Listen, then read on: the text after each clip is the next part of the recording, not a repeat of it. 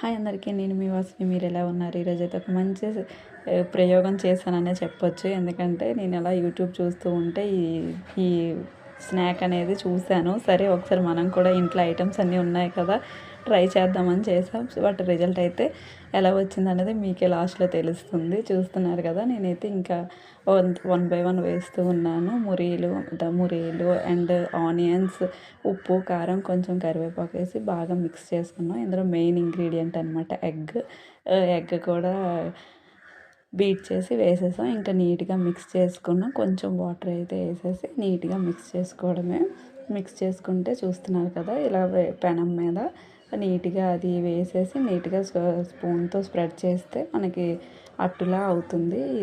దీని పేరు puffed rice omelette అంట. బట్ టేస్ట్ విషయానికి వస్తే నాట్ బ్యాడ్.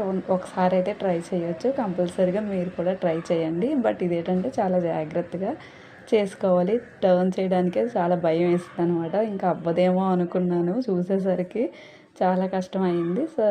బట్ ఫ్లేమ్ అయితే లో ఫ్లేమ్లో పెట్టుకొని కుక్ చేసుకోండి, ఎందుకంటే త్వరగా మాడిపోతుంది. ఇలా కనిపిస్తుంది కాబట్టి నాది మాడిపోయింది అనుకోవద్దు. బాగానే ఉంది టేస్ట్ అయితే. చూస్తున్నారు కదా, ఇంకా రెండోసారి టర్న్ చేయలేని అనిపించి కట్ చేసేసాను.